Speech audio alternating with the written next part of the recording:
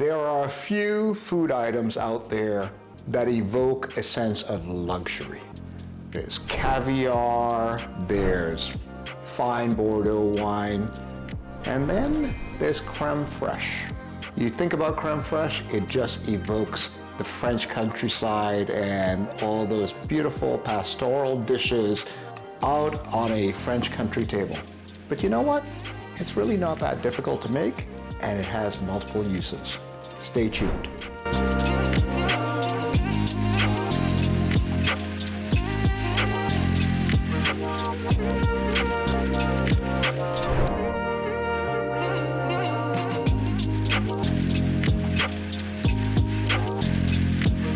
Welcome everybody to Brian's Table. I'm Brian Singh, and today we're going to break down how to make crème fraîche. Crème fraîche is one of those food items that people typically associate with specialty food stores. You get it in these little glass jars, maybe 125 mils. They come in a pack of 2, and they're usually about almost $10 Canadian.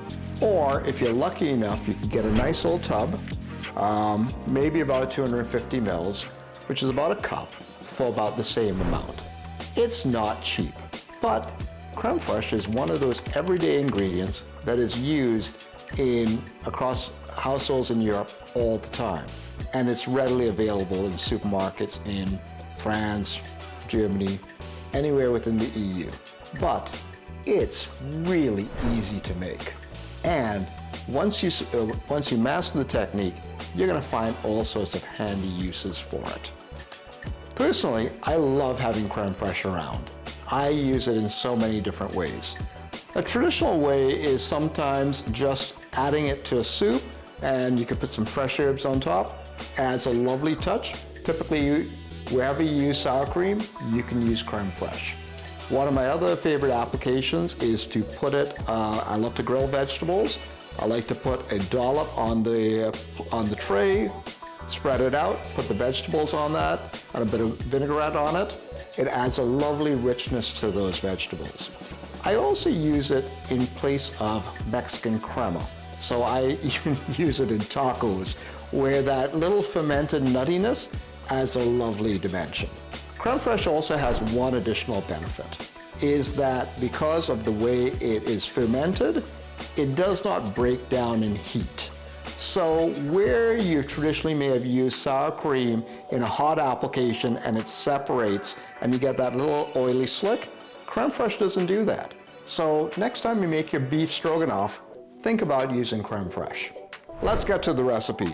Crème fraîche really only takes 2 items. You get the highest percentage fat whipped cream you can get, and more importantly, you need to get cultured buttermilk. Don't get the pasteurized one, try to find the cultured buttermilk. It's that magic that helps create crème fraîche out of the whipping cream. After that, the only other item you really need is a container that's been sterilized and a piece of cheesecloth or a kitchen towel. That's it. Let's start with the whipping cream. I'm gonna open this here. Oddly enough, I gotta show you guys this. This is cream of connoisseur. Makes you wonder, doesn't it? Behave yourself, Brian. Okay. I'm gonna open this up, and because you really just need 2 cups, and this is a liter, I'm gonna take the opportunity and make some for a friend. So I have 2 prepared mason jars. And because these are 500 ml mason jars, they already have a built-in 2-cup measure for me. So I'm just gonna pour this right up to the point where it's just about 2 cups. I'm gonna do the same over here. And to that, I'm gonna add buttermilk. I'm also gonna say, maybe I lied, you need one other piece of equipment, and that's a measuring spoon. To this, we're gonna add 3 tablespoons of cultured buttermilk. And to the other one. To that, I'm just gonna give this a quick stir. Let's get the buttermilk properly distributed throughout the whipping cream. There we go. And that, my friends, is it. Now we just need to cover it with a kitchen towel or a cheesecloth, and we need to leave it for 24 hours. let's go and find a warm spot. This is a nice spot for me. I'm just going to check the ambient temperature here. It's 71 degrees Fahrenheit. So typically you're going to be looking for a place in your kitchen or where you can store it overnight that's about 70 degrees Fahrenheit. And that's all you need to get this fermentation going. The last step is to cover it with a kitchen towel to allow it to breathe, or even a cheesecloth, and that's it. Let's check in on that in 24 hours. Well, it's not one day or 2 days later, it's actually a week later. And as you can see, that the towel that I used originally is different, and I only have one jar here. And this is what we know in the business as an experiment. Yeah, when you fail on YouTube, you have the opportunity to go and re-edit it. But more importantly, it is a very important learning lesson. So here's what happened. I put out the 2 jars and I put a fairly tight kitchen towel on top of it. It didn't allow for the air circulation as good as a cheesecloth, and that's the way I did it earlier this summer when I was doing it in Ottawa. I am now in Calgary recording this. So in Ottawa is much lower than Calgary. Calgary is about 1,000 meters up. So there are different conditions here. Even though it's just about 70 degrees Fahrenheit, or 21 degrees Celsius, the conditions here are different. So I checked in on one of the containers and I said I need to get that ready for the video the following day, and it did not set. Whereas I left the other one out and it did set. So the learning from this is my conditions here in Calgary, it requires with the heavy cream, i.e. the whipping cream, and the buttermilk that I used, it required 2 days. So let's see what 2 days of this magic potion of taking whipping cream and buttermilk turns out.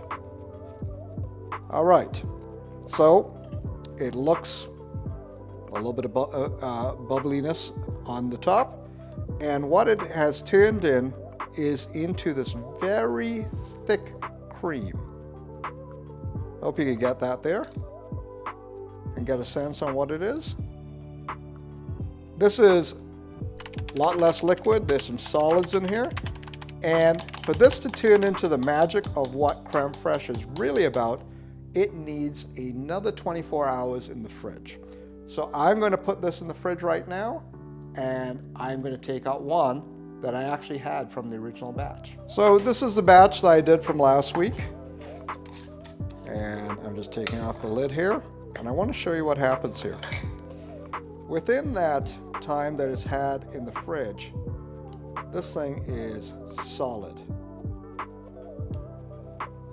And look at that consistency. I'm going to give it a little taste.